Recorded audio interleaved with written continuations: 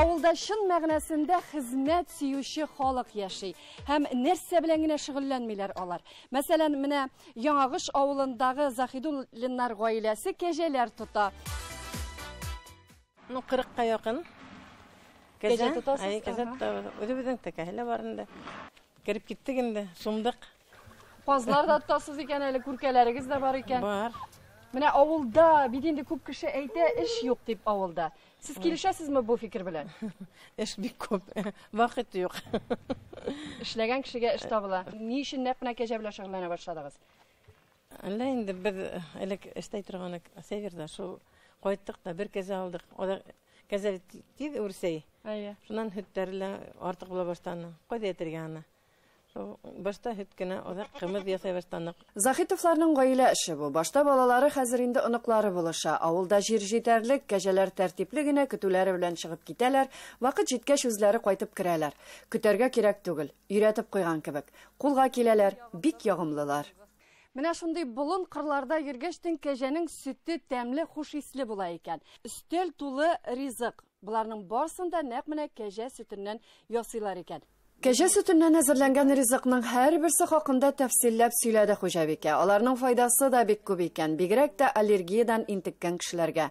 Әйе, һәр хезмәтнең үз җае. Гомумән, Яңагыш авылында эшмәкәрлек киң таралган. Авылда яшьләр һәрберсенең үзенә источник таптылар. Бар менә 7 пасека бар, 7 кеше 7 пасека тоталар. Шул пасекаларда койсында 30 баш курт, койсында 50 баш курт, койсында 70 баш курт, шул курт белән шөгыльләнәләр инде. Содан барлар менә кәҗә бит инде бая барганда күрдек инде кәҗә белән займаслар бит инде. Барлар яшьләр бишәр сыер тоталар, аткормга унар бозау үстереп, үгез ясап, шуларны сатып реализовать итеп шул белән займаслар. Содан бар авылда 3 семья бокчаларында сарымсак үстереп саталар, күбәйттереп, бәрәңге урынына сарымсак үстереп. Содан бар бер яшь егет җиләк белән займаслый башлады.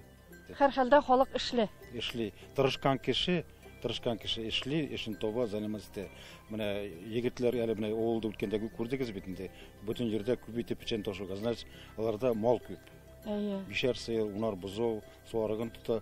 Һәрберсе хәзер алар үзләре мал күп тоткач, белоруслар алдылар, печән зыярга теге рулонный пресслар алып, бөтен техникалар һәрберсе үзенә җыеп, шул техника белән, теге кул көче белән түгел, техника белән шул печәнне җыеп башкаралар инде. Менә әгәр дә без шәхесләргә тукталсак, кемнәр чыккан әлеге авылдан? 1921 елның 20 августында туа Гази Казыхан улы Загитов, Мулла Кушкан исеме Гизетдин аның. Шушы авылда үсеп, мәктәптә укып, чыгып китә. Әйе, халык каһарманы авылы ул Яңагыш. Рейхстагка беренче булып байрак кадаган татар егете Гази Заһитов менә шушы Башкортстанның Мишкә районында урнашкан зур булмаган татар авылында туып үскән. Монда аның нигезе саклана, музее бар, аның исемендәге урам һәм ярты авыл халкы аның фамилиясын йөртә. Ләйсән Асадретдинова, Татарлар, Яңагыш авылы, Башкортстан Республикасы.